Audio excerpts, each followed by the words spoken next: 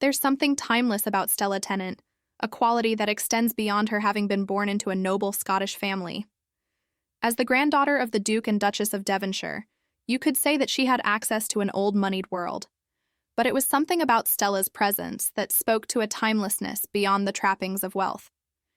She was aristocratic in bearing, yes, but there was a dash of rebellion in her manner that placed her somewhere between Downton Abbey and a punk rock mosh pit. In this way, she was like no other model of her day and still remains one of a kind. Welcome to our channel. And in honor of what would have been Stella Tennant's 51st birthday today, we're taking a closer look at the life and legacy of the great Stella Tennant. All the beautiful people are hiding in here. Let's start at the beginning. The youngest of 5 siblings, Stella Tennant was born in 1969 in Scotland. Her father, Andrew Cavendish, was the son of the 10th Duke of Devonshire, and her mother, the former Deborah Margaret, was the daughter of the Earl and Countess of Carnarvon. This made Stella the granddaughter of the 9th Duke and Duchess of Devonshire, better known as the Mitford family. You might be familiar with them thanks to the recent series on Netflix. Anyway, the point is, Stella was born into money, old money. Though the family's fortune was built on land speculation and investments, they were also aristocrats with deep ties to the British monarchy.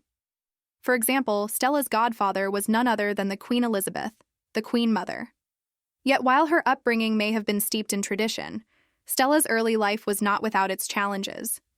When Stella was just 7 years old, her parents divorced, after which her mother remarried and moved to France with her 2 youngest children, including Stella, while the older kids stayed with their father.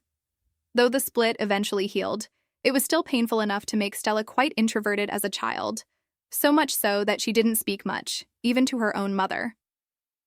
It was around this time that Stella developed a love of reading and riding horses, hobbies she would maintain throughout her life.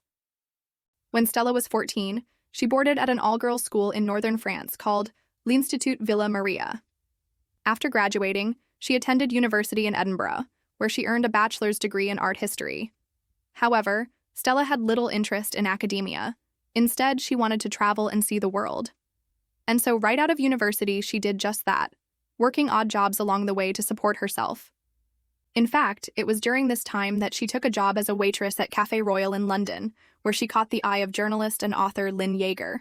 Recognizing Stella's striking looks, Yeager introduced her to the stylist and writer Ariyoshi, who subsequently submitted her photos to several modeling agencies. None of them called back. But by the time Stella was 23, she was back in London and ready to try again. And this time she was signed by Storm Model Management.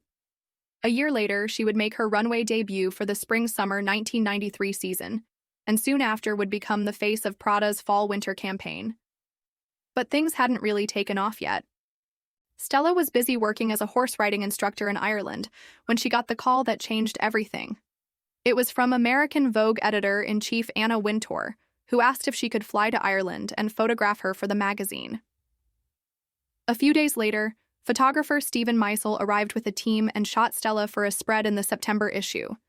That same month, she also appeared in the pages of French Elle, and it was only then that she realized that she had been bitten by the modeling bug. From there, her career skyrocketed. Stella soon found herself on the cover of British Vogue, and a year later, she was featured in the Pirelli calendar. By now, everyone was sitting up and taking notice of her somewhat androgynous beauty. And by the time she appeared on the cover of the October 1994 American Vogue, wearing a classic black Chanel suit, it was clear that the fashion industry had found itself a new darling. By the end of the 90s, Stella was everywhere, walking the runways for everyone from Yves Saint Laurent to Miu Miu. And though she was just one of many supermodels of the day, she managed to stand apart from the pack. While Linda Evangelista, Naomi Campbell, Christy Turlington, and Cindy Crawford epitomized glamour, Stella represented something more rugged and androgynous. In fact, she was once described as looking like Mick Jagger's daughter. Now let's talk about Stella's impact on fashion. When you think of some of the most iconic supermodels of the 90s, your mind probably conjures up images of glamorous women in evening gowns, women like Naomi Campbell, Linda Evangelista, or Cindy Crawford. But Stella Tennant wasn't just another pretty face. She carved out a unique space for herself in the fashion world through her distinctive style and androgynous look. One of the defining features of Stella's look was her nose ring, which became a symbol of rebellion against the norms of the fashion industry. At a time when supermodels were known for their glamorous and often unattainable beauty standards, Stella stood out with her unique and edgy style. Her piercing, along with her tousled blonde hair and pale skin, gave her a distinct and memorable look that set her apart from her peers. Stella's influence on fashion didn't end with her distinctive look. She was a trailblazer in breaking gender norms in a traditionally feminine industry. Stella was not afraid to experiment with androgynous fashion, and she became a muse to many designers, including Karl Lagerfeld of Chanel. Lagerfeld was fascinated by Stella and her unique style, and he often praised her for her originality and fearlessness. He once said, "I love Stella because she can be both elegant and punk rock. She is absolutely not a dumb blonde." Lagerfeld's admiration for Stella led him to make her the face of Chanel for over 15 years, cementing her status as one of the most successful models of her generation. During her time as the face of Chanel, Stella appeared in numerous ad campaigns and runway shows, becoming one of the most recognizable models of the brand's tweed suits and signature fragrance. Stella's impact on fashion was significant, and she will be remembered as a true icon of the industry. Her distinctive look and androgynous style broke gender norms and paved the way for more diversity and inclusion in fashion. Now let's get into some of Stella's most iconic campaigns. Stella Tennant graced the runway for almost every major designer, but some of her most unforgettable moments were spent walking for Chanel.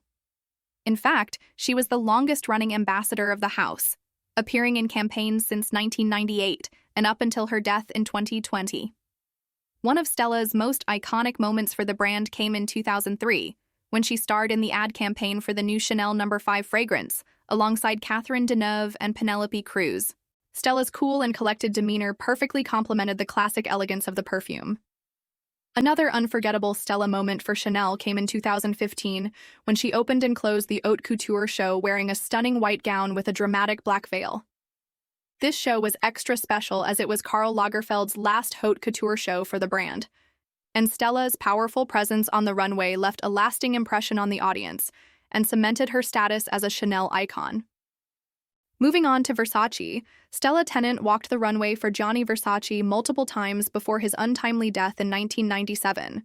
She also appeared in several of his ad campaigns, including the Spring-Summer 1996 collection, where she was featured alongside other supermodels like Naomi Campbell, Claudia Schiffer, and Christy Turlington. After Versace's death, Stella continued to work closely with the brand, appearing in their ad campaigns in 2003 and 2007.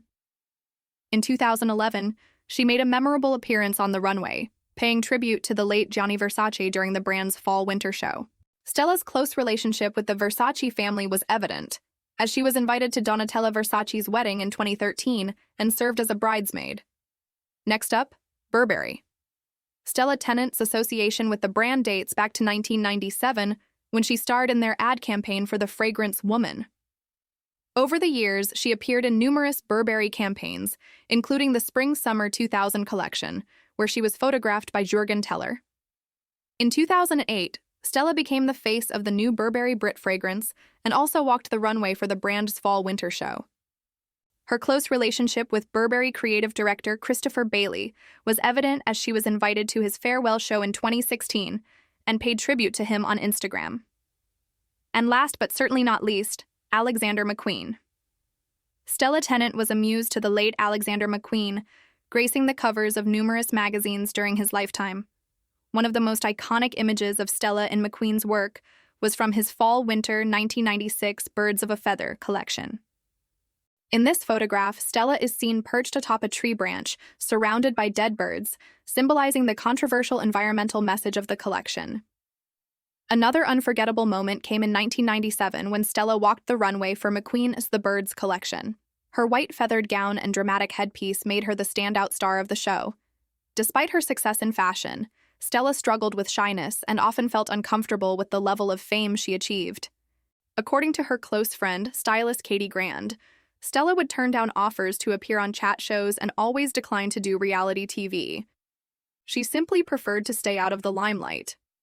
A sentiment echoed by photographer Nick Knight, who shared that Stella always seemed a bit uneasy with photographers around her, but when the camera stopped rolling, she was relaxed and comfortable. In 1999, Stella married French photographer David Lasnet.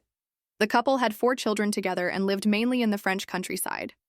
While Stella enjoyed her time as a mother, she missed modeling and returned to the runway in 2006, appearing in shows for Miu Miu, Chanel, and Yves Saint Laurent. However, her career took a downturn after the birth of her 4th child in 2011, and she ultimately retired from modeling in 2015, stating that it was simply time to move on.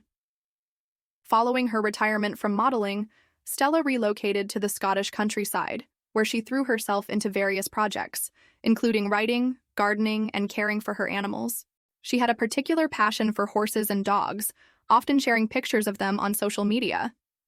Tragically, Stella passed away in December 2020 at the age of 52, leaving behind a legacy as one of the most iconic supermodels of her generation. But her impact on the fashion world extended beyond her time on the runway, and she will be remembered as a true original. Thank you for watching. We hope you enjoyed this Stella Tennant retrospective. Please like and subscribe and leave your comments below. And check out these videos next.